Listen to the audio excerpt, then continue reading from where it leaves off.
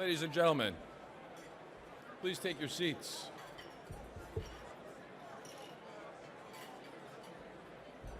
Ladies and gentlemen, please take your seats. Thank you.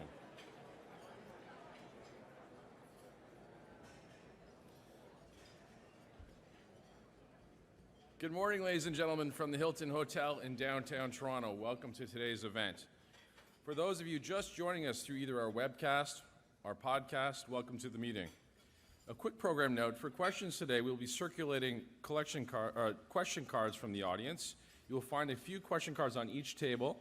Volunteers will come around to collect them towards the end of the sit-down portion of the event. Jan will be, the minister will speak, and then Jan will be doing an interview with the minister.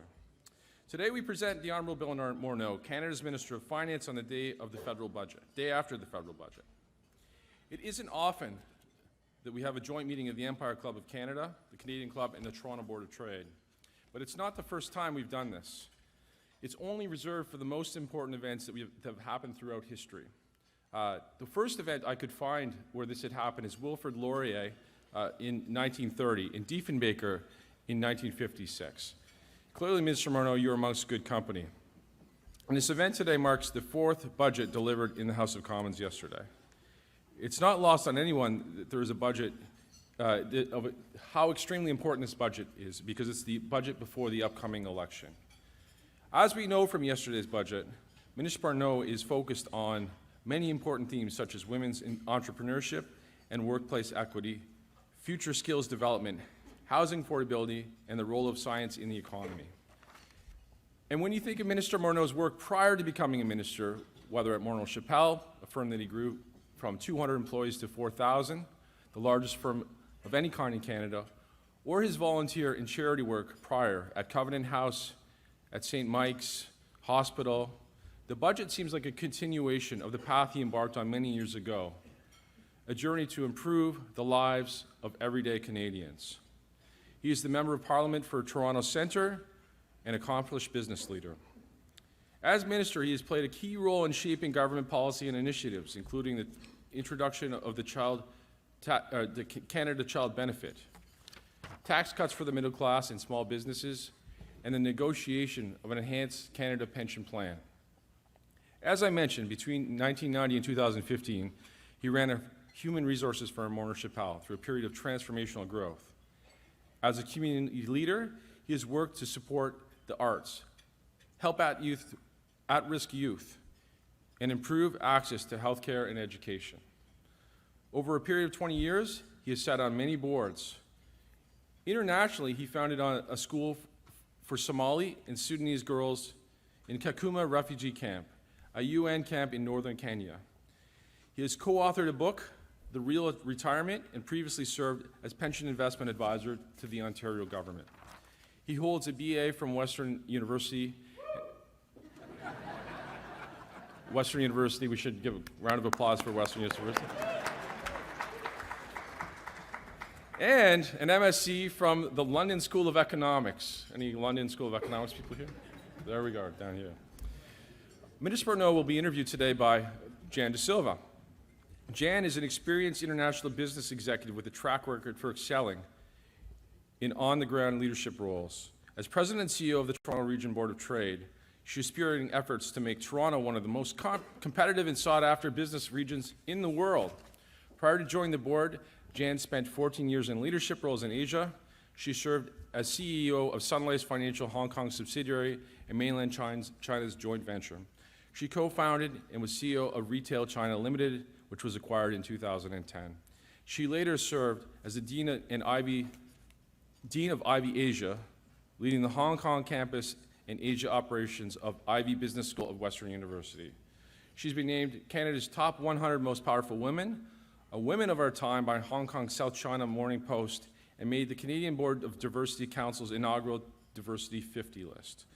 I would now like to invite Canada's Minister of Finance, Bill Morneau, to the stage for some initial remarks, and then he will be joined by Jan later. Thank you very much, ladies and gentlemen. Ladies and gentlemen, the Honourable Bill Morneau. Thank you so much for doing this. Good luck.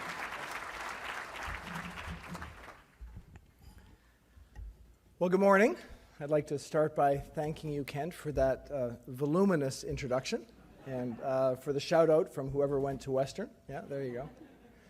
It's great to be here this morning. I'd like to thank the Canadian Club, the Toronto Region Board of Trade, and the Empire Club for hosting this breakfast this morning.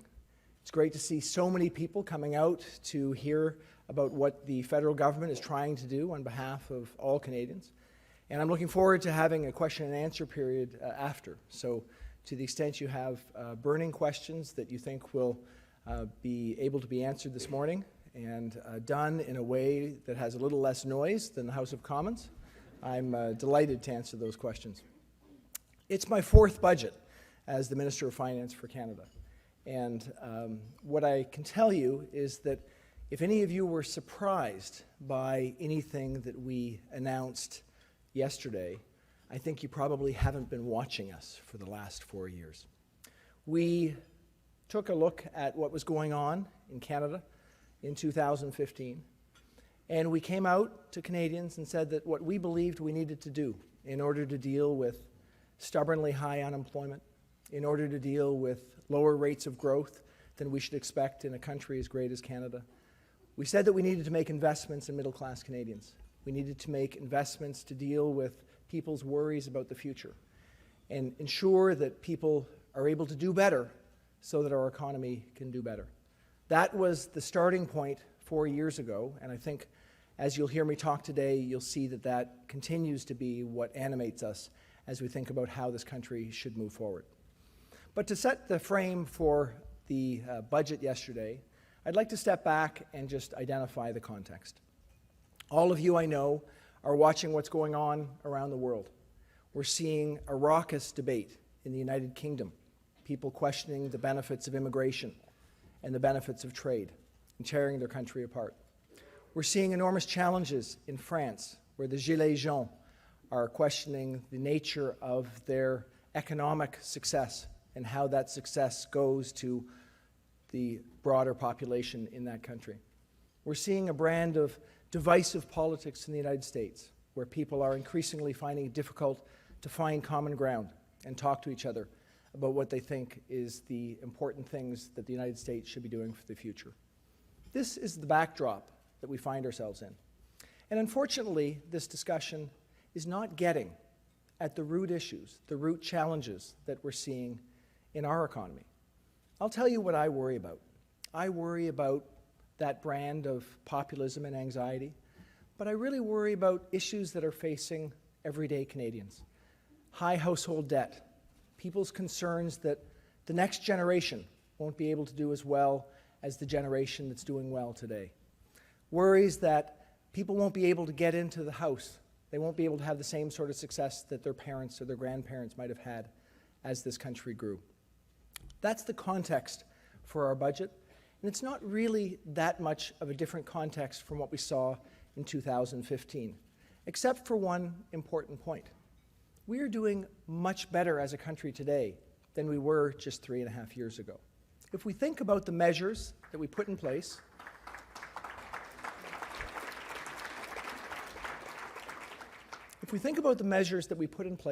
early on in our mandate, the expansion of the Canada Child Benefit, the changes we put in place with the Canada Workers Benefit, we've seen some material changes in how Canadians are faring just 3.5 years later.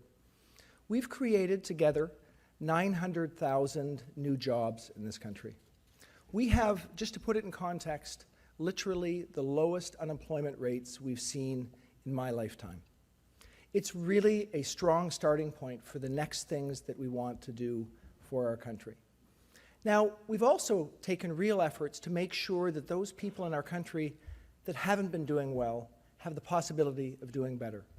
One of the things I'm proudest about over the last 3.5 years is the combination of the Canada Child Benefit, the Canada Workers Benefit, which gives people trying to get into work the opportunity to earn more as they move from social assistance into work, and the increase in the Guaranteed Income Supplement, means that in just 3.5 years, we've raised 825,000 Canadians out of poverty. So when you have a demographic challenge, when you realize you're facing issues that are enormously problematic because we have more people over the age of 65 than under the age of 15, getting more people actively at work, finding a way to raise people into the possibility of greater success for their family. That's critically important for them, and it's critically important for everybody in this room as well. So that's the starting point of our budget, Budget 2019. As much as I'd like to think that the best unemployment numbers that we've seen in more than a generation, and that the lowest poverty rates in a generation should mean that everyone in this room and across the country is no longer worrying about the future, it's just not the case. People are very anxious about what they're seeing. The world around us is moving faster than it's ever moved before. We know that the pace of job change is, if anything, accelerating. The budget we put forth this year is trying to address that very real challenge. One of the things that I think will have a lasting and important impact on how people pursue their careers in this country is something we introduced yesterday. It's called the Canada Training Benefit. What we realize people need to see is the possibility that they can get the skills and the training they need to be successful in their current jobs and to consider what their next step might be in their lives. But it's difficult. It's hard to take time off work. It's hard to support your family if you're not working. And for many people, it's hard to actually find the money to have that training course. So what we've put in place is an approach that allows people every 4 years, 4 weeks off. It allows them to go on the EI system so they can get 55% of the average wage while they're off. It allows them to get a $250 tax credit each year, $1,000 every 4 years, up to $5,000 over a lifetime to fund their training. What I think is going to happen is that people are going to seek to find ways that they can constantly improve themselves. We already have a great situation in terms of an educated workforce in our country. We have among the highest rates of post-secondary education in the OECD, but we need to be ready for the changes that are coming at this, and we're trying to prepare Canadians to be ready. We also look at our housing market, and you'll know, many of you in this room, that we've done an awful lot in housing over the last 3.5 years.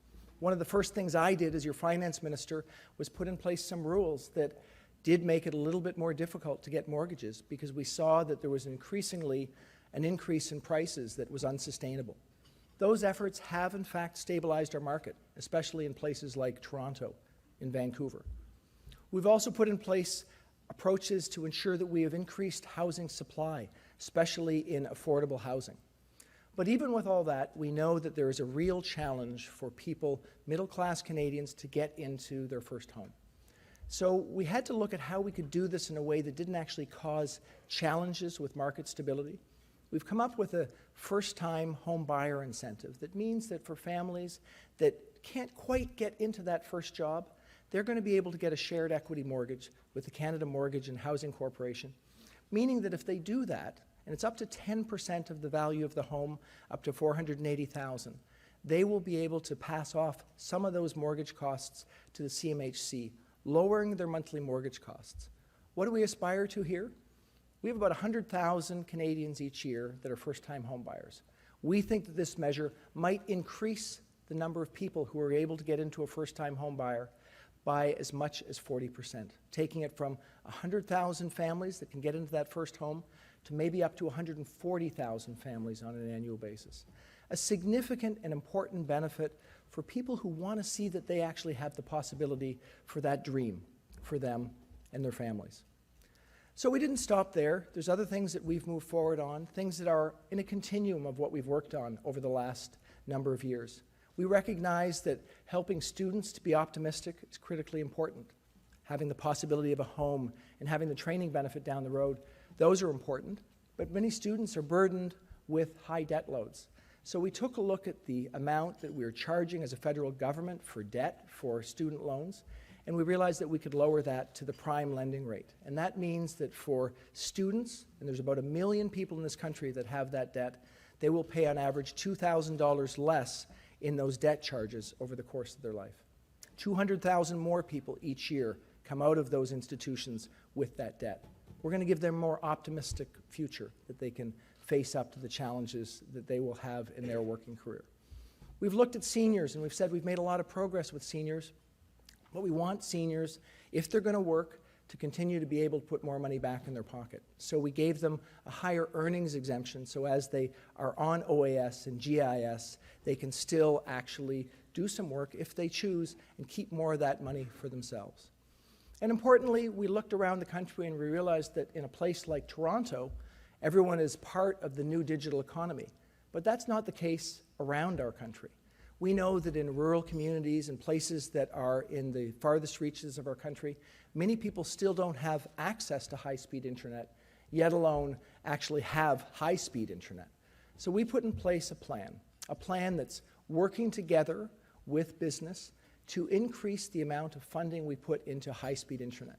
It's going to make a difference in the short term. The accelerated investment incentive we put in the fall economic statement means that private sector actors like Bell and TELUS and Rogers and others are actually put more money into high-speed internet in rural areas.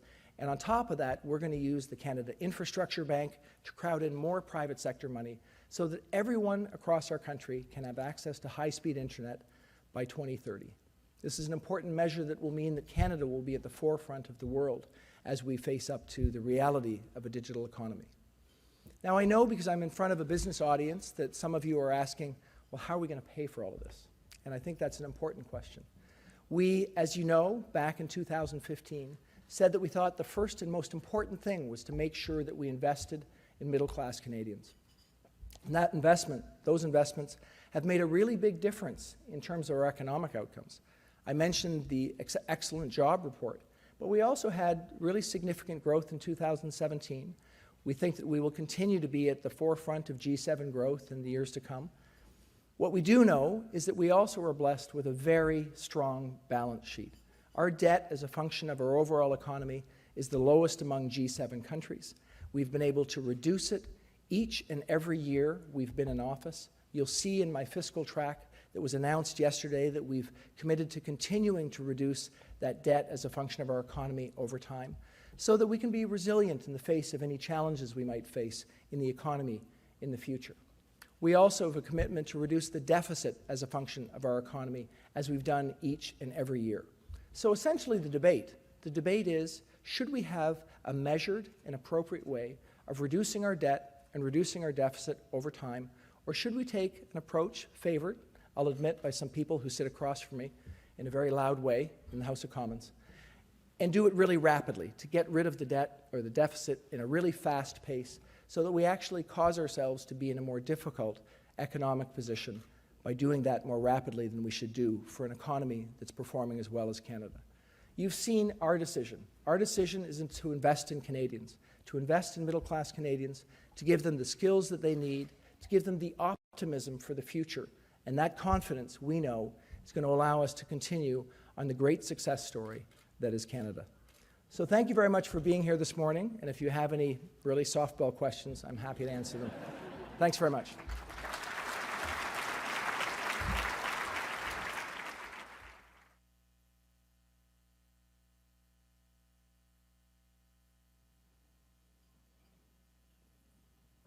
Well, good morning, Minister. Great to have you here. I want to echo what Kent said. It's just a pleasure to be working with Andrew and Kent in our three organizations. We share many of the same members, so it makes a lot of sense to just bring us all together in the same room. I'm amazed. I've got notes, and you didn't have a single note, so this is very near and dear and close to the work that you've been doing. It's worse for me than that. Jan was sitting beside my wife, so she took notes. I've got lots of notes, okay. Lots and lots of notes. Well, for us as a business community, I mean, the budget that has been put forward is very much thinking about needs of Canada as a whole. Because we're here in Toronto and we've got a business audience, we'd like to do a little bit more of a deep dive to make sure we're understanding how this becomes a platform for business growth and job creation. And let me start by saying we've got so much momentum in Toronto right now because of the last 5-10 years of an amazing innovation sector. I mean, the businesses that Andrew's built and others have built. I know Mayor Verbanovic from Kitchener's in the room, part of the amazing innovation corridor. And so elements of this budget really resonated for our innovators.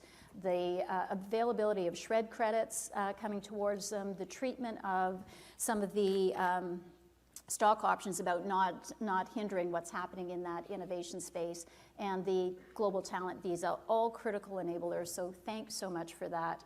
A big part of the budget was also about the anxiety that's facing middle-class Canada, and we really feel that as well. As our businesses are trying to figure out how they move into new disruptive technologies, what does that mean for jobs of the future? So that's, again, really strong placement. Really, we applaud that kind of thinking, and I'd like to just recognize that thinking from the minister. So a round of applause for those elements in particular.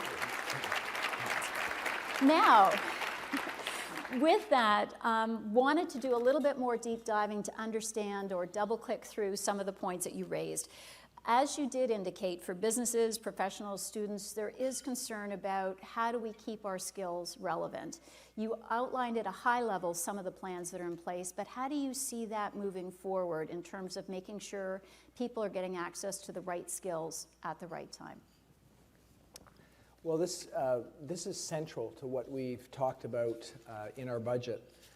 And I identified a few things that we've put forth, obviously the Canada Training Benefit being the most significant.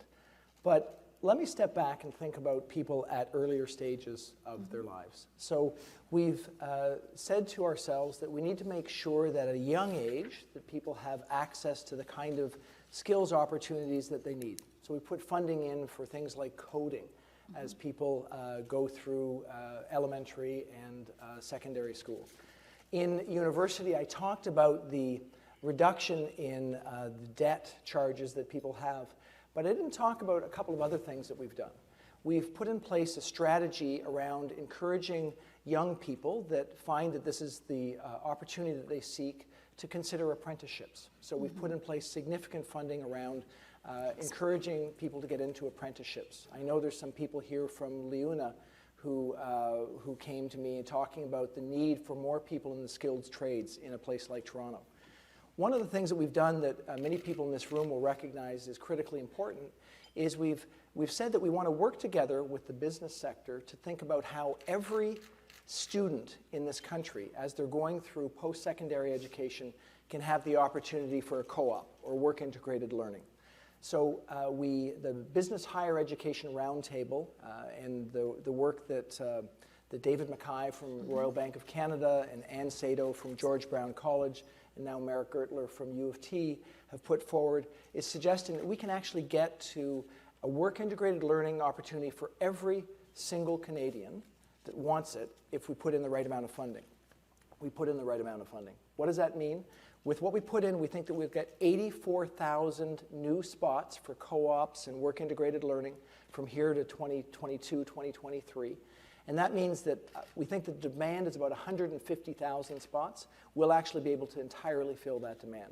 So that is a really important building block as people prepare themselves to get into the workforce. And of course, what we've done is we've said once you're in the workforce, the idea that you can have that Canada Training Benefit for the refreshment of your skills is critically important. All of us in this room know that the life cycle for the skills that we have, the new technologies, is not as long as it used to be. And that's going to help people to remain capable of addressing those challenges. Yeah, which is great. And I really appreciate the focus as well on highly skilled trades. I know Leuna, as you mentioned, are in the room with some of the infrastructure funding that we've been advocating for, in which your government's been very forthcoming in terms of trying to bring into our communities to correct housing and transit supply. We've got a huge shortage of folks coming through the trades, so our ability to work alongside your programs and make sure that there's stronger pathways for kids to get into those programs, I think will serve us all well. I think just in the Toronto region, about 146,000 jobs are being created over the next decade by the infrastructure funding that's been committed here. 127,000 of those are net new jobs, so it really is incumbent on us to help move folks into those opportunities. Deloitte and the Business Council of Canada recently released a scorecard measuring our global competitiveness. It showed that 55% of our leaders are very concerned about the competitiveness of our business environment, citing taxation and regulation as among the biggest barriers. What measures do you anticipate on regulations? You refer to that in the budget. What do you see happening in that regard? We, of course, we hear this and we're listening to this issue. Those are two separate issues, obviously, taxation and regulation. So on the taxation front, we did, as I mentioned, we moved forward with the accelerated ability to accelerate capital cost depreciation in our fall economic statement. That was an important measure that allows people to invest quickly, to create jobs. It also ensures that we're more than competitive with the United States. So on the next investment for a Canadian company, there's about a 5% advantage for that next investment in Canada versus the United States. Our actual tax rates are in a competitive zone. We're at about 27%. The United States is at about 26% in terms of federal and either provincial or state, depending on the country. And of course, in the small business sector, we're very competitive. We're much lower. Our small business tax rates are lower than any other country in the G7, including the United States. From a regulatory standpoint, though, there's absolutely more to do. The biggest thing I hear as I go around the country in the regulatory front is obviously getting big projects built. So there's a big and legitimate concern that we, for example, with pipelines, that we cannot get a pipeline built to get our resources to international markets. So that we took an historic decision around the Trans Mountain Pipeline to purchase that pipeline. We're going through that process right now and going through the consultations. And we want to get this done, but we need to get it done in the right way so that we actually have a demonstrated approach to getting a project like that done. In the budget specifically, we addressed some regulatory areas. We addressed the agricultural sector, we addressed the health sector, and we addressed the transportation sector, where we know that those are the places where business leaders have said, these are big places where there are challenges. We've put funding in so that we can actually try and get at those challenges. We're working with business to identify the specific regulatory barriers. We always have to think about health and safety, of course, but we don't want to have regulations that don't make sense. I think there was some applause for what we did in the fall economic statement, and now I think people are going to watch carefully to make sure we deliver. I will tell you that our intent is to deliver. And I know we've had an opportunity to meet with you. We're part of the 8 large cities in Canada. The boards of trade are working together through the Canadian Global Cities Council. One of the things we've also been trying to advocate both in Ottawa, but also across the provinces, is just harmonizing interprovincial regulations. That's also a huge pain point for helping our businesses scale up here as well. But I know that's not in scope for... We should just all acknowledge this is a tough challenge. I mean, Canada is a great country. We're fortunate to live here, and there are some things that are challenges. Interprovincial barriers are challenges. We all have to work together to get things done. In the transportation sector, for example, it's not sensible that there are different trucking regulations as you go from one province to the other.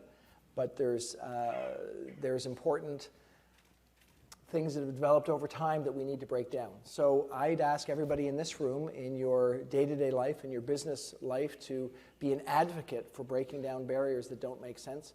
That's the most problematic issue for us, is getting those barriers broken down. We're here to help with that for sure. Now, you're a downtown Toronto MP, and we're with the downtown business audience. This is one of the most successful job creation centers in the country with the momentum that we presently have. But with this success, it's come at a price. Housing has been really a struggle. Our young professionals in particular, fresh university grads. I met an amazing student who's just graduating out of Ivey Business School who's going to be working at Bain. He can afford $1,000 a month to pay for an apartment in Toronto, can't find anything as he's trying to get to work. So get into the workforce. I know there's a huge focus with this sharing equity incentive, but what other advice would you have, or what other thoughts would you have for some of our young professionals that are just struggling to get into the housing market in a starting point, even in the rental side of things? I think lots of people in this room are parents and recognize how big this challenge is for the next generation. The things that we can do as a federal government, we're working on. We've put in place significant funding for more rental construction across the country. In this budget, if you take a look at it, we put in place additional funding, a $10 billion additional funding amount for rental construction financing across our country. We see that as critically important for dealing with supply. We also, I know there's at least one mayor here, we put in place a housing supply challenge for municipalities, a $300 million amount that municipalities are going to come to us and give us ideas on how they can expand supply. Because really the issue in a city like Toronto is very much about supply. Absolutely. So that's what we're trying to do to encourage more actual building. Obviously, in a place like Toronto, it will come with debates about density. And those are going to make that a challenge for sure. So we'll continue to be on this. We'll continue to think about supply. Even this idea, this shared equity mortgage that we put in place, what it means is people can put 5 or 10% of their house value with the CMHC, but it's only 5% if it's for a house that already exists. It's 10% if it's new supply. So again, creating an incentive towards new supply. I think we need to keep encouraging people at the municipal level, at the provincial level, to think about supply. That's certainly, that's what I'll be doing from my position. Okay, yeah, and we looked very carefully. I think there's some good opportunities. If you look at the average condo price, some of the programming that's been put in place with the CMHC program will make sense, but it's likely going to make sense outside of Toronto, which kind of connects to the next question. Transit continues to be a huge need that we have throughout the Toronto-Waterloo corridor, two-way all-day go and other types of ways of moving people across this economic zone. Your government's done an amazing job of saying we're going to make infrastructure funding available. The Prime Minister was at our gala dinner in February, and we were having a fireside chat about how the dollars haven't flowed as quickly as we had hoped. I asked him what his thoughts were. He said, stay tuned for the budget. So with the budget, could you tell me, how are we going to help move these infrastructure dollars into market, into construction, into solving some of the transit gaps that we've got? I just have a huge sense of relief. Thank goodness I followed what I was supposed to do. There you go. Again, for those of you who've not spent as much time on our budget as I have, let me give you the detail of one of the things that we did yesterday.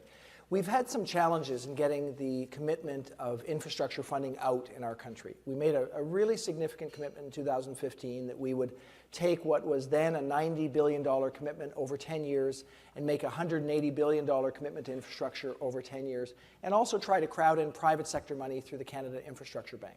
So big commitments underpinning the need for us to have better infrastructure, not only in our cities, but across the country. So that has been proceeding apace. This year, we've spent about $13.9 billion. That's I want to say this year, it's the fiscal year, so up till the end of March 31st, on that infrastructure. But it's not meeting up to everything that we wanted to get done. And that means that in places like Ontario and Saskatchewan and Manitoba and New Brunswick, we haven't been able to get the provinces fully on board with all the things we want to do. So yesterday, we announced that we are putting an additional $2.2 billion into a municipal infrastructure top-up that's going out to municipalities across the country. It's in a frame that has been used before, the gas tax. It's got a formula. And in Toronto, for example, and I spoke to John Tory the evening before the budget to tell him that that works out to about $150 million or so, a little more than that, I think, going to Toronto as an example. And I don't know the number for other cities off the top of my head, but the point is it's going to make a material impact on cities' ability to get at infrastructure projects that they want to get at and do it in a fashion that means we're moving forward quickly. We think it's the right thing for the long term. We also think it's the right thing for our economy at this moment in time. Okay, perfect. One last question for me before I take some of the questions that have come in from the audience. In your opening remarks, you were talking about just the global backdrop that we face right now and some of the challenges that are happening in other major markets. One thing that we wanted to reflect on, I mean, our three largest trading partners, the US, China, the UK, we're facing a lot of headwinds with each of those relationships right now. How did that influence some of the forecasting that you did, and how did that influence some of the choices that were made around this budget? Well, in terms of the forecast, I see Craig Wright here from RBC. We don't actually use our forecasts. We've, as a continuing approach, the federal government uses private sector economists' forecasts. We use a large number of private sector economists in order to come up with what we think the economic indicators are going to be. So I'm presuming that Craig, in his forecasts, and Craig, you can tell me whether or not you did this, considered the impact of global trade on his forecasts. That's the way it's supposed to work. Okay. What is clearly the case is that these are real issues, that the current issue between the U.S. and China is challenging. I know they're working as well as they can to try and get to a better spot. I'm in pretty regular touch with Stephen Mnuchin, the Treasury Secretary, who informs me that those discussions are going reasonably well, albeit challenging. So I'm looking forward, hopefully, to a resolution to some of those tariff barriers that we're seeing causing global impediments. With respect to the UK, we will continue to trade with the UK on a favored basis. We're preparing for whatever eventuality comes out of the Brexit discussion. I'm sure that we will continue to have a strong tie based on our historic relationship. And with the United States directly, USMCA, the new NAFTA, is proceeding along the ratification process. We are in discussions about the steel and aluminum tariffs, and I'm cautiously optimistic we'll get to a solution there. We're certainly not there yet, but we're having discussions that are proving to be fruitful. So it is a challenging time. There's no doubt about the fact that the anxiety facing people in major industrialized countries are resulting in politics being fraught with more challenges. That immigration looks different in different countries. Some people are, if they don't have a job, they're worried that people coming to their country will take their job. We've got the great good fortune in Canada that we don't have that to nearly the same degree. Our immigration system is working well. New immigrants are doing very well in this country. I think broadly we embrace immigration. But those same factors around immigration are also impacting people's views around trade. And we just need to keep working at developing these relationships, which we've done, to get us through this difficult time. Well, I'd say the other thing we're focusing on even closer to home is what can we be doing about interprovincial trade, because the ability for businesses in Canada to scale up in Canada, I think, is also a critical opportunity that we're just not missing. And we've had some discussions with Minister LeBlanc, and we'll continue to advocate at a provincial level for that. But that, to me, is another big opportunity for us. Okay, question from the audience. Let me just pick, there was one related to, okay. This is with respect to high-speed internet in underserved and rural areas. Can you elaborate on the incentives that will be put in place to encourage more private sector participation in this regard? And that's about high-speed internet in underserved and rural areas. So the way we've attacked this problem is we recognize that the economics for high-speed internet in different parts of the country are different. So the first thing we did was we put in place the accelerated investment incentive, and that gives the business sector ability to invest more rapidly. So we expect to see about $1 billion of additional investment in high-speed internet from the key providers. Obviously, those are going to be in places where the economics for them are strong. And then behind that, we expect that the ability for the Canada Infrastructure Bank to put in place some funding and to crowd in private sector funding will be at the slightly less economic part, because the Canada Infrastructure Bank can have some what they call concessional capital, so their return expectations are not the same as the major telcos. So we've got about $1 billion on the first tranche, and then we've got the second tranche with about $1 billion from the Infrastructure Bank, plus we hope about another couple $1 billion crowded in from the private sector. So here we're at the $3 to $4 billion investment level. Then we expect that we will have the CRTC has about $750 million that can also be invested. And then underneath that, we've got government funding of about $1.7 billion in those very hard to reach last mile places. And that includes an expectation that we're going to be able to use a new technology called low Earth orbiting technology to make investments. There's a company called Telesat, for example, that's a world leader in this area, where we might actually be able to get a less expensive way to get high-speed internet to really hard-to-reach places. So it's a comprehensive plan using the private sector and public sector funding to get at an issue which we think is really important for every Canadian. Absolutely agree. Your budget puts significant focus and investment on reducing carbon emissions, especially in cities. Thank you. What do you need from us, and what's in it for us? A question from the audience. Well, let me start by saying, and I know there's certainly a lot of discussion about this, we see that putting a price on pollution is the only responsible way for us to move forward. I know there's There's provinces out there that are questioning whether that's an approach that makes sense. But we think that the idea that we can create the incentive towards new technologies that actually reduce our carbon footprint by putting a price on pollution is eminently sensible. It's an idea that's come out over years, mainly heralded by right-of-center political parties for most of its iteration. And we are going to take the step of taking every single dollar that comes to the federal government, if we're the backstop for this, and putting it back to people. So all of you are going to be doing your taxes soon. Sorry, that's part of the deal.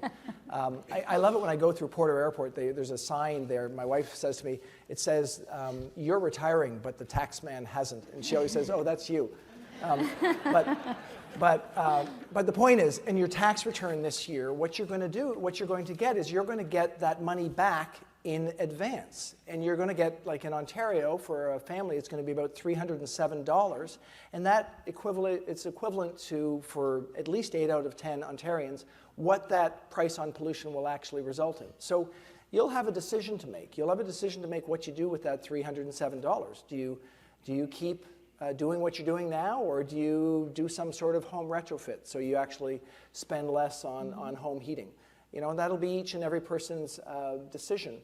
But the economic argument is that the collectivity, you know, all of our decisions together will actually get us to a better place. And that's what we're trying to achieve. It is not a novel idea in the world. It's certainly the case that this is going to help us with climate change, of course, but it's even going to help us with things like getting pipelines built. I can tell you that getting pipelines to go to the United States right now, one of the impediments is the states that have to approve these pipelines going through their states are actually looking at our approach to climate change and asking whether we are actually meeting up to their expectations. So this is a real issue. We need to get on it, and we're just going to stay with it.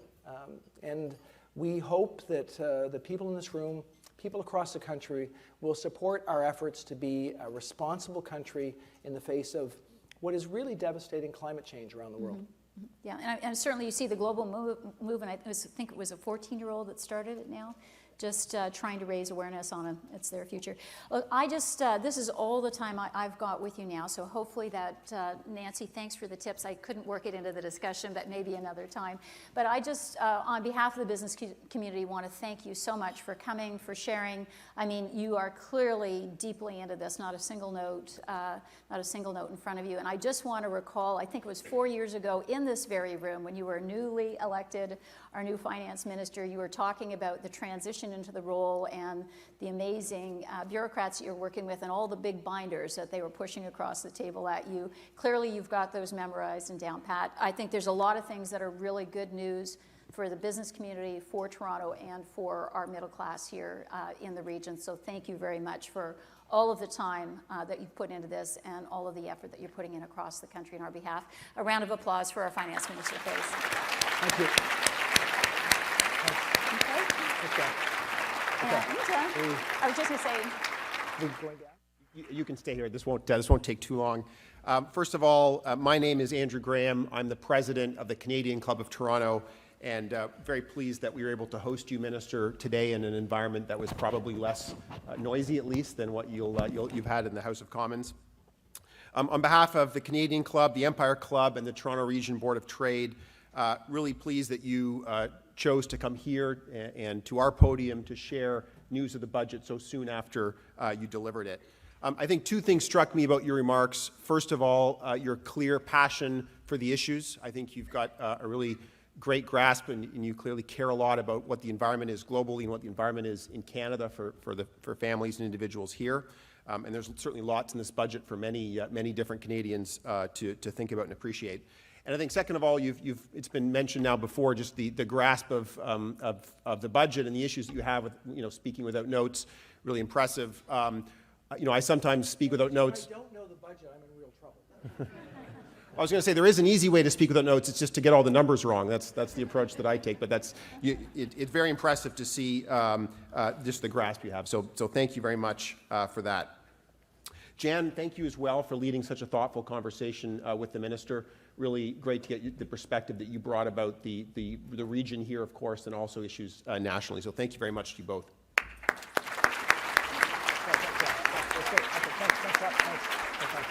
Thank you.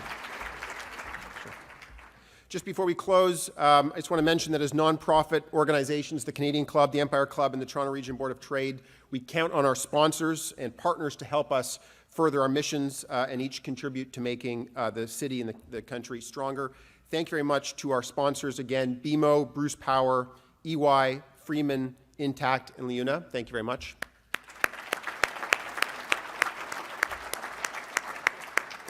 And finally, a big thank you to the Hilton Hotel staff, mediaevents.ca, Canada's online event space, and VVC for live streaming today's event. Merci and thank you, everyone. We hope to see you all again soon. Have a good day.